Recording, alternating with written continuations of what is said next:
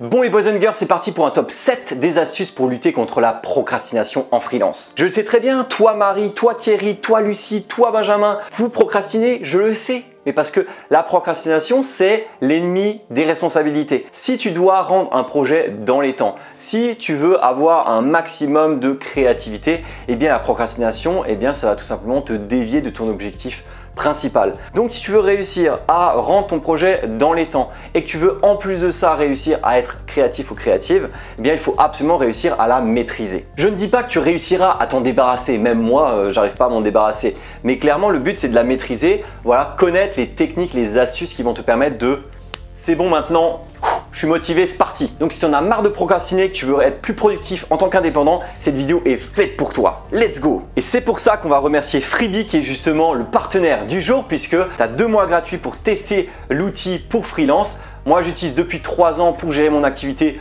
devis, factures, etc. Ça me fait gagner énormément de temps. Donc si jamais tu veux y accéder, c'est dans la description. Bon, premier point, connais ton ennemi. Qu'est-ce que la procrastination? Avant de commencer à te donner des astuces sur la procrastination, il faut déjà savoir ce que c'est concrètement parlant. Parce qu'il ne s'agit pas simplement de fainéantise et de donner justement ce sentiment de culpabilité, mais c'est un peu plus complexe que ça. Alors justement, ça va me donner l'occasion de parler des biais cognitifs. J'adore en parler et justement l'expert à ce sujet, ce serait Fabien Olicard sur YouTube. On a beau faire ce qu'on veut, il y a des choses voilà, qui vont plus nous attirer l'œil, attirer l'attention, attirer le regard, parce que c'est comme ça que notre cerveau d'humain fonctionne. Et justement, lorsque l'on parle de procrastination, eh bien, il faut savoir qu'il s'agit quasiment d'une sorte d'addiction, d'accord? C'est pas juste qu'on a voilà, la nécessité de faire un travail et on a envie de faire autre chose parce que voilà, Instagram c'est un peu plus sympa. C'est qu'en fait, on va dire chimiquement parlant, dans notre cerveau, on va avoir ce qu'on appelle la gratification immédiate. C'est toujours plus simple pour notre cerveau, pour nous en tant qu'humains, de privilégier une action simple à faire, rapide, plutôt qu'une action plus longue et justement plus embêtante à faire. Donc c'est pour ça que entre aller sur Instagram pendant 2-3 minutes ou bien travailler sur un projet pendant une demi-heure, 1 heure, eh bien notre cerveau va aller plus rapidement vers la solution simplifiée. Et c'est pour ça que toi tu dois réussir à combattre cette envie, cette addiction pour réussir à limiter ta procrastination. Et forcément, ce processus est largement favorisé par les distractions d'un côté, donc par exemple le téléphone, la télé, Netflix ou autre, sachant que le téléphone c'est clairement le maître en la matière, d'accord, avec toutes les notifications, des réseaux sociaux, etc. Je pense que tu le sais très bien et peut-être qu'il y en a la plupart d'entre vous qui l'ont regardé, mais il y a un documentaire, un film sur Netflix qui s'appelle Dans nos écrans de fumée. Voilà, ce documentaire il est ultra intéressant parce qu'il montre toute l'addiction liée aux réseaux sociaux.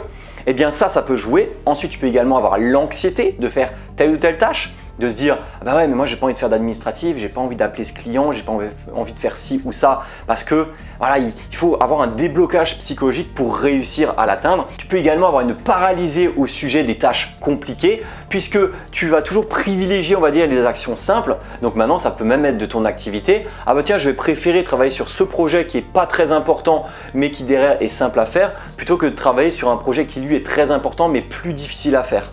Alors que justement, c'est peut-être pas forcément la meilleure ordre de priorité. Dans tous les cas, pour résumer tout ça, la procrastination, ce n'est pas une maladie, bien entendu, et tu peux très bien t'en sortir ou du moins limiter les dégâts, et c'est justement ce qu'on va voir maintenant. N'oublie pas que pour avoir plein d'astuces sur le freelancing, abonne-toi à la chaîne YouTube pour ne pas louper les prochaines vidéos. De cette manière-là, tu auras pas mal d'astuces pour bien réussir cette année. Point numéro 1, installer une routine pour casser les mauvaises habitudes. Lorsque l'on a tendance à procrastiner, on a toujours envie de décaler cette fameuse tâche importante mais complexe à réaliser.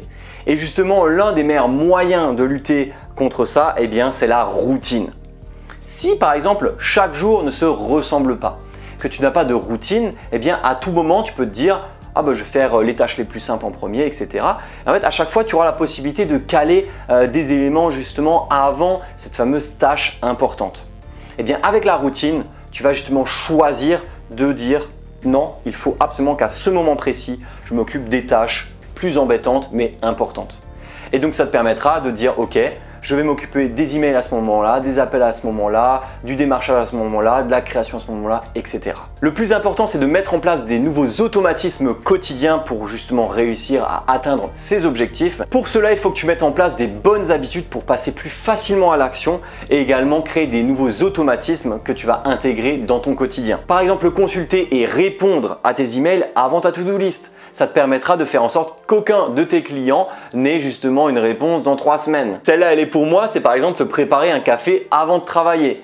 Moi, c'est vrai que je suis café, donc tous les matins avant de commencer mes formations ou bien mon travail, hop, petit café, on se pose à côté de la cafetière, on se lance, pap, c'est parti, on peut commencer à travailler devant l'ordi. Ou bien encore, beaucoup plus radical, couper son téléphone pour réduire toutes les notifications. Ça arrive très souvent, des personnes qui vont soit prendre le téléphone, le mettre en mode avion, soit directement l'éteindre ou encore l'éteindre et le balancer à l'autre bout de la pièce, comme ici, et justement faire en sorte qu'il ne soit pas accessible comme ça à un seul avant-bras. Point numéro 2, fixe-toi des objectifs proches dans le temps. Cette partie fera justement écho à une vidéo que je vais faire certainement dans les semaines à venir qui va parler des objectifs en freelance. Et il faut savoir, comme je t'en ai parlé avant avec les biais cognitifs, le cerveau humain aime tout ce qui est rapide, tout ce qui est immédiat, tout ce qui est instantané. On a du mal à se projeter dans le long terme.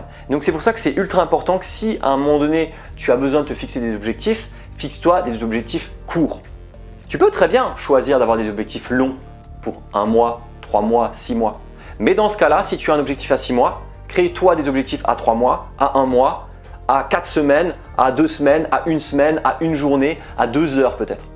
Parce que de cette manière-là, eh bien, au lieu de penser directement à l'objectif 6 mois qui sera juste inatteignable humainement parlant, eh bien, en coupant justement ces objectifs-là en demi-journée, en journée ou en semaine, ce sera beaucoup plus facile d'atteindre ces micro-objectifs pour atteindre l'objectif global. Alors moi, je t'avoue que je suis quand même pas mal de la team manque de motivation jusqu'à manque de temps. Mais justement, mon but là, avec cette partie-là, c'est de te montrer que justement, il ne faut pas le faire.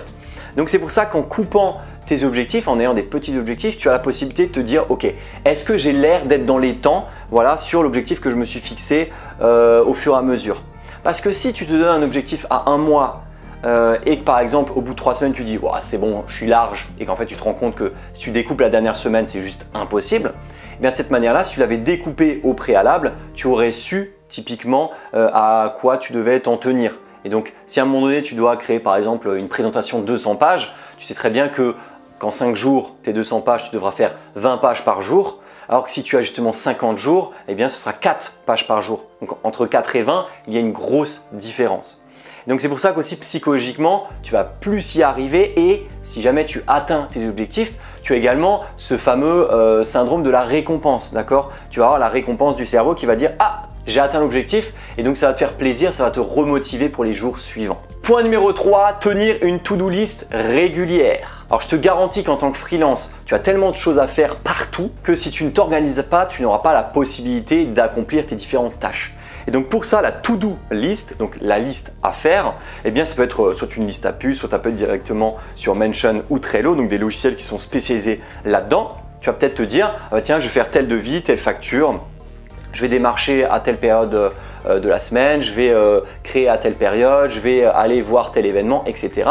En fait, tu vas essayer de faire en sorte d'organiser l'ensemble des actions que tu dois mener. De cette manière-là, tu arriveras à les faire efficacement et surtout à suivre justement tes objectifs. Je ne pense pas que ce soit forcément la meilleure solution d'avoir une montagne de post-it autour de ton écran d'ordinateur, mais si tu as un logiciel ou un outil adapté, tu auras la possibilité de créer tes micro-objectifs en fonction de ta to-do list. Et surtout, si jamais tu as des tâches, on va dire, un peu plus complexes ou beaucoup plus longues, si par exemple tu as un projet qui doit se faire sur 2 mois, et bien de cette manière-là, ce projet sur 2 mois, tu le découpes en mini-objectifs, tu vois. Les objectifs et la to-do list, les deux sont totalement reliés. Donc n'hésite pas à le faire et de cette manière-là, tu seras beaucoup plus efficace. Point numéro 4, commence par la tâche la plus complexe en premier. Comme je l'ai dit juste avant, psychologiquement, on a toujours envie de faire la tâche la plus simple et la plus rapide en premier. Et bien dans ce cas-là, si par exemple, durant la journée de demain, tu dois réaliser ta tâche la plus complexe, pars du principe que tu dois prendre justement le meilleur créneau horaire, le créneau horaire où tu seras le plus motivé pour réaliser la tâche en question. Je te garantis que généralement, alors là, je parle bien généralement, ce n'est pas forcément le cas pour tout le monde, généralement, lorsque l'on se lève au lever ou du moins le matin, vu qu'on n'a pas ce principe de digestion et qu'on n'a pas déjà la fatigue du reste de la journée, eh bien généralement le matin c'est plus simple de faire les tâches complexes. On a plus d'énergie, on est plus motivé, on sait qu'on a toute la journée devant nous et dans ce cas-là on va être avec plein d'énergie. Bien entendu, il y a des gens qui ne sont pas du matin. Je ne dis pas forcément de se lever à 6 h du matin.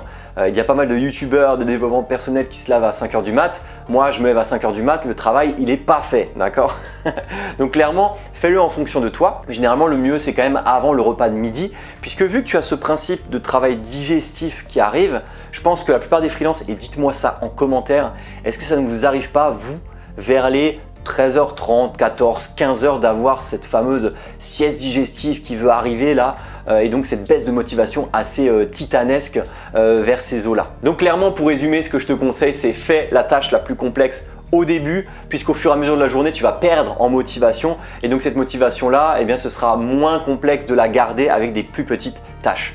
Bien entendu, si tu es à fond la nuit, tu peux très bien y aller la nuit. Mais on va dire que là, mon but, c'est de vraiment parler à tout le monde. Et généralement, travailler la nuit lorsqu'on est un freelance avec potentiellement soit un rythme un peu plus salarié ou bien un rythme avec par exemple une famille, clairement, on ne va pas bosser forcément de 19 h à 3 h du mat. Éloigne les distractions pour rester focus.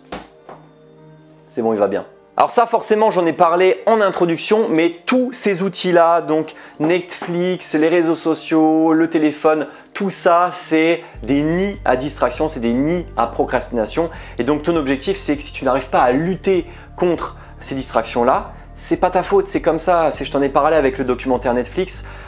Eh bien, le but, c'est que tu sois addict dans tous les cas. Donc, t'as beau justement essayer de lutter contre, si tu ne te prends pas justement des solutions radicales, eh bien, clairement, tu n'y arriveras pas. C'est pour cela que je te conseille d'avoir un environnement de travail sain. Essaye d'éloigner les distractions. Si par exemple, tu as un compte Netflix, garde-le peut-être, je ne sais pas, hein, tu n'as peut-être qu'un seul ordinateur, mais si par exemple tu as un compte Netflix, garde-le sur la télé et pas sur l'ordi. Si tu as un compte YouTube, essaie de déconnecter.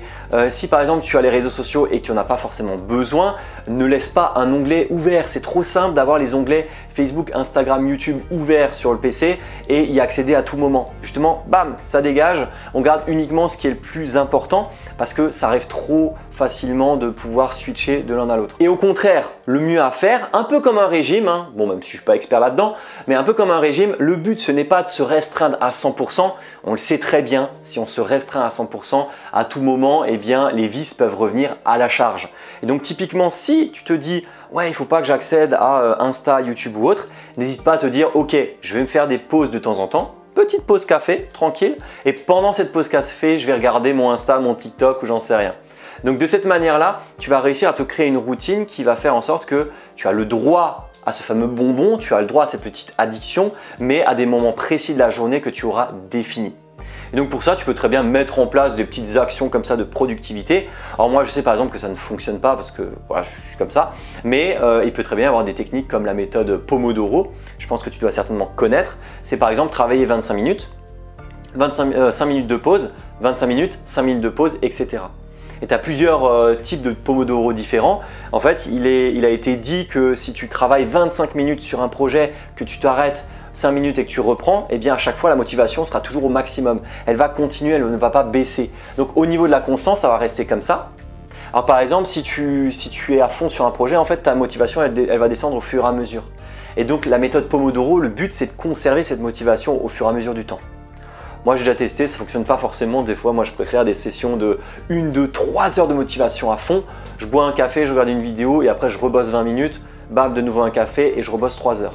Tout dépend. Avant-dernier point, entoure-toi d'autres freelances. Seul, on va plus vite. À plusieurs, on va plus loin. C'est exactement ça. Quand tu es seul dans ta chambre ou dans ton bureau, ça peut arriver trop facilement de switcher sur le téléphone ou bien sur les réseaux sociaux.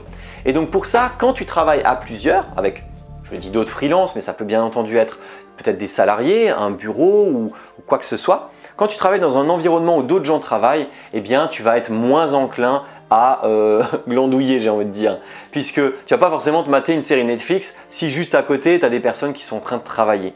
Et donc pour ça, si tu as une sorte d'environnement social, d'environnement de groupe, eh bien tu vas être embarqué comme ça dans le travail de la même manière que les autres.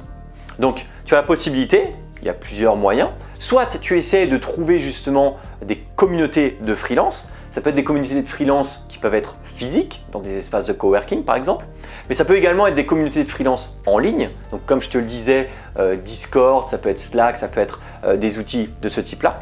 Ou bien tu peux également te trouver par exemple un business partner. Un business partner, c'est tout simple, c'est de trouver quelqu'un qui a aussi un business, qui l'a aussi lancé, et du coup, vous êtes tous les deux ensemble, vous travaillez en binôme. En fait, en étant en binôme, les deux vont se booster. Si par exemple, il y en a un qui a une baisse de motive, l'autre, il va le remotiver. Et dans ce cas-là, en fait, on sera beaucoup plus motivé en sachant qu'on est relié à quelqu'un d'autre. Donc, c'est très souvent des techniques pour réussir à monter et développer un business, c'est d'avoir un business partner. Et clairement, pour l'anecdote, de mon côté, c'est ce qui m'est arrivé. J'ai fait quasiment 6 mois, 1 an de freelancing vraiment tout seul. Alors, j'ai beau bosser encore dans ma chambre aujourd'hui parce que c'est mon choix, mais clairement, moi, j'ai un business partner. Depuis ma première année de freelance, j'ai mon développeur avec qui je travaille tout le temps. Et l'avantage, c'est que vu qu'on se contacte par téléphone, WhatsApp et tout régulièrement toute la semaine, eh bien clairement, je me sens pas seul. Non, en fait, je suis en collab avec quelqu'un. Il travaille de son côté, je travaille de mon côté. Et en fait, ça permet de booster l'activité. Et c'était juste génial au tout début parce que pendant la première, deuxième, troisième année, on s'appelait quasiment tous les jours justement. Et c'était grâce à ça que clairement, les deux, on était ultra motivés. Donc, si jamais tu trouves un business partner, essaie de trouver quelqu'un qui peut être dans ta branche, complémentaire à toi, qui soit au moins freelance. Et de toute façon, dans tous les cas, tu vas être motivé, tu vas aussi être heureux, heureuse de réussir les objectifs que tu t'es fixés. Et c'est pareil, l'autre personne sera également heureuse pour toi et ça va être bénéfique pour tout le monde. Dernier point, fais un bilan de ta journée de freelance et programme la prochaine. Je pense que maintenant tu l'as compris avec l'ensemble des points qu'on a vus ensemble, la to-do list est ultra importante parce qu'elle permet de t'organiser. C'est l'organisation, c'est le fait de mettre tout ça dans des cases, dans des blocs, de rendre tout ça beaucoup plus carré, qui va te permettre justement d'installer une routine et donc de casser la procrastination. Et donc pour ça, ta to-do list va avoir une liste de tâches. Ces tâches-là peuvent être des objectifs.